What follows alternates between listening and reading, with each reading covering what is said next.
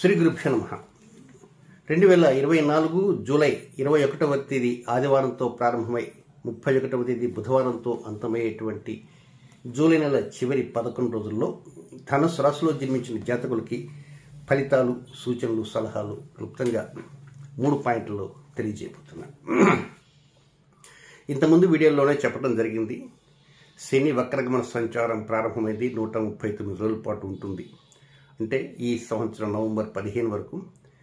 అలాగే మీకు 4వ స్థానంలో, చతుర్థ స్థానంలో అంటే కెరీర్, వృత్తి, వ్యాపార, ఉద్యోగ, ఆరోగ్య, వాహన, గృహ స్థానాలలో రాహు శని నక్షత్రమైన ఉత్తరాభాద్రలో సంచారం చేస్తూ 8 నెలల 12 రోజుల పాటు అక్కడ ఉంటాడు. అంటే రాబోయే 2025 మార్చి 16వ తేదీ వరకు కొనసాగుతుంది. వీటి యొక్క ప్రభావాలు అప్పుడప్పుడు ఉంటుంటాయి. ఈ వివరాలు గతంలో చెప్పడం జరిగింది. కనుక ఎనీహౌ లలిత త్రిశతికి సంబంధించినటువంటి ఒక 60 హ్రీం బీజాక్షర నామాలను చక్కగా ప్రతినిత్యం కూడా పఠించడానికి ప్రయత్నం చేయండి అనే ఉద్దేశంతో ప్రణతి టెలివిజన్లో కమ్యూనిటీలకు వెళ్తే అక్కడ ఉంటాయి. అక్కడ సెర్చ్ చేస్తే మీకు లభ్యమవుతాయి. కనుక వాటిని స్వీకరించవచ్చని చెప్పడం జరిగింది. అయితే ఇప్పుడు 21వ తేదీ ఉదయం నుంచి 25వ తేదీ ఉదయం 10:46 వరకు ఉండేటువంటి ఫలితాలని కూడా ఇవి మిశ్రమ ఫలితాలుగా ఉంటాయి. ఆవేశానికి వెళ్ళకూడదు. దానివల్ల అనర్థదాయకం ఉంటుంది. తోబుట్టువులతో చక్కగా మాట్లాడవచ్చు, వారు ఇచ్చేటువంటి ఆతిథ్యాన్ని స్వీకరించవచ్చు, మీరు ఒకరికి వెళ్ళవచ్చు, అక్కడ వారు ఇక్కడ రావచ్చు, ఇక్కడ వారు అక్కడ పోవచ్చు. ఎక్కడ ఎలాంటి ఇబ్బందులుంటూ ఏమి ఉండవు. కానీ గమనించవలసిందంటే ఎట్టి పరిస్థితులు కూడా ఆవేశం అనేది పనికిరాదు. ఆవేశానికి వెళ్తే అనర్థాలు తప్పవు అనేది మాత్రం తెలుసుకోవాలి. దాంతోపాటు కొంత డబ్బు విషయంలో కూడా, డబ్బు లెక్కించడంలో కానీ, లేక నేత్ర విషయాల్లో కానీ, కుటుంబ వ్యక్తుల్లో ఎవరన్నా ఒక వ్యక్తితో తారాస్థాయిలో దూషించడం కానీ, ఇలాంటివి ఈ 4-5 రోజుల్లో చేయకూడదు. 25వ తేదీ ఉదయం 10:46 వరకు జాగ్రత్తగా ఉండాలి. డబ్బు ఒక్కోసారి మీరు ఎక్కడ రిసీవ్ చేసుకున్నాం అనుకుందాం. ఆ రిసీవ్ చేసుకున్న డబ్బు ఎంతో మీకు తెలుస్తుంది. తెలిసినప్పుడు బై ఫోన్లో అవతల వారు రిసీవ్ అయిందా అంటే 11,000 రిసీవ్ అయింది అనుకోండి. మీరు రిసీవ్ అయింది 10,000 రూపాయలు రిసీవ్ అయింది నేను చెప్పాను, బై మిస్టేక్ చెప్పినా అది కొంచెం ఇబ్బందికరంగా ఉంటుంది.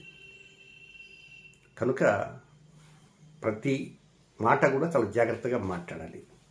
అది ఒకటి గుర్తుంచుకుని, ముఖ్యంగా ఫైనాన్స్ సంబంధించినటువంటి మ్యాటర్స్. ఇక రెండవ పాయింట్, 25వ తేదీ ఉదయం 10:46 ప్రారంభమై 29వ తేదీ సాయంత్రం 4:46 వరకు ఉన్నటువంటి ఈ సమయం మాత్రం ఇది ఆరోగ్యంలో ఎక్కువ జాగ్రత్త తీసుకోవాలి. ఉన్నత స్థాయి ఉద్యోగాలు చేసేవారు కావచ్చు, మామూలు సాధారణ ఉద్యోగం చేసేవారు కావచ్చు, వ్యాపారం చేసేవారు కావచ్చు, ఆరోగ్య విషయాల్లో, వ్యాపార విషయాల్లో, ఉద్యోగ విషయాల్లో, కెరీర్లో, స్వయం ఉపాధి రంగాల్లో ఉండేవారు, అన్ని రంగాల వారు ఏదైనా డబ్బు దేని ద్వారా సంపాదించుకుంటున్నారో ఆయా రంగాల్లో కూడా కొంచెం తేడా వచ్చేటువంటి పరిస్థితులు ఉన్నాయి. కనుక అక్కడ ఎక్కడెక్కడ తేడా ఉంది ఏమిటి కూడా గమనించండి. ఆరోగ్యం ఎక్కువ జాగ్రత్తగా తీసుకోండి. ప్రస్తుతం వాతావరణంలో అనేక మార్పులు జరుగుతున్నాయి కనుక కొంచెం జలుబులు, తుమ్ములు అవి అట్ట పెరుగుతాయి. ప్రస్తుతం నా పరిస్థితి కూడా అలాగే ఉంది. కనుక ఒక్కోసారి అది తీవ్రమైనటువంటి అవకాశాలు కూడా ఉంటుంటాయి.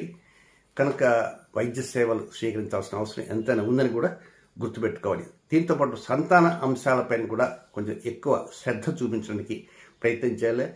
శ్రద్ధ అంటే అది వివాహం చేయవలసిన వారు ఉంటారు, వివాహం అయిన వారు ఉంటారు, ఉద్యోగం కోసం ప్రయత్నం చేస్తున్న వారు ఉండొచ్చు, ఉద్యోగం లేని వారు ఉండొచ్చు, చదువుకునేటువంటి వారు ఉండొచ్చు, చిన్నపిల్లలు ఉండొచ్చు. సరే, చిన్నపిల్లల విషయంలో జాగ్రత్త తీసుకుంటూ ఉంటుంటారు. ఒక్కోసారి ఈడు వచ్చినటువంటి పిల్లలు మీరు చెప్పే మాటలు వాడు వినకపోవచ్చు, వారు చెప్పేటువంటివి మీరు తలకి ఎక్కించకపోవచ్చు. కనుక వీటి వలన సమస్యలు అనేవి వస్తుంటాయి. కనుక ఏంటంటే దానివల్ల మనస్పర్ధలు కొంచెం పెరిగితే కొంచెం కష్టం. కనుక కొంచెం జాగ్రత్తగా ఆలోచన చేసి అడుగులు వేయాల్సినంత అవసరం ఉందని కూడా గమనించండి.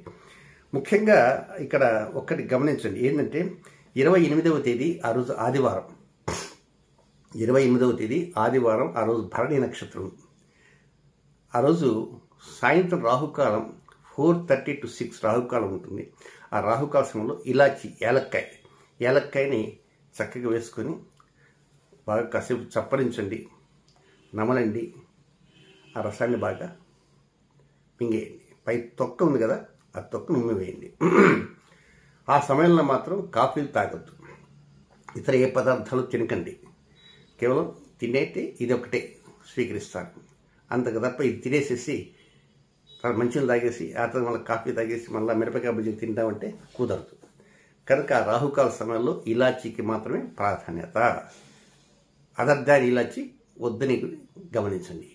నెక్స్ట్ 3వ పాయింట్కి వస్తే 29వ తేదీ సాయంత్రం 4:46 నుంచి 31వ తేదీ అర్ధరాత్రి వరకు ఉండేటువంటిది. ఇది ఆరోగ్యంలో కొంచెం మెరుగుదల కనబడుతుంటుంది.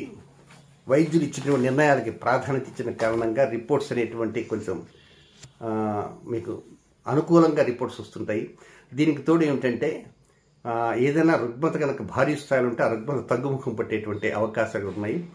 ఇక శత్రువులు ఎవరన్నా ఉంటే అలాంటి వారి మీద కొంత కనికరం కూడా ఎందుకో మీకు కలుగుతుంటుంది. వారికి మీరు దూరమయ్యారేమోనని, లేదా మీకు వారు దూరమయ్యారనేటువంటి ఒక బాధ కావచ్చు, కనికరం కావచ్చు అని ఏ విధంగానే చెప్పుకోవచ్చు. దీంతోపాటు కొంత రావాల్సిన బాకీలు ఏదైనా ఉంటే అలాంటి బాకీలు కూడా వసూలు అవుతుంటాయి. ఇవ్వాల్సిన బాకీలు ఉంటే వాటిని కూడా ఇవ్వడానికి మీరు సిద్ధపడుతుంటారు. నెక్స్ట్, ఈ 11 రోజుల్లో ధనుసు రాశిలో జన్మించినటువంటి నక్షత్ర జాతకులు కనుక ఏ నక్షత్ర జాతకులకి ఏ సమయాలు అనుకూలం కాదో అది కూడా తెలియజేస్తారు. ఇక మూలా నక్షత్రంలో జన్మించిన జాతకులకి 24వ తేదీ సాయంత్రం 6:14 నుంచి 25వ తేదీ సాయంత్రం 4:16 వరకు వారికి అనుకూలమైన సమయం కాదు. ఇక పూర్వాషాఢ నక్షత్రంలో జన్మించిన జాతకులకి 25వ తేదీ సాయంత్రం 4:16 నుంచి 26వ తేదీ మధ్యాహ్నం 2:30 వరకు అనుకూలమైన సమయం కాదు. రొటీన్ కార్యక్రమం మాత్రం చక్కగా చేసుకోవచ్చు. నెక్స్ట్ 3వ నక్షత్రం ధనుస్సు రాశిలో ఉత్తరాషాఢ నక్షత్ర మొదటి పాదంలో జన్మించినటువంటి వారికి 26వ తేదీ మధ్యాహ్నం 2:30 నుంచి 27వ తేదీ మధ్యాహ్నం 1 గంట వరకు వారికి కూడా అనుకూలమైన సమయం కాదు. రొటీన్ కార్యక్రమాలు చక్కగా చేసుకోవచ్చు.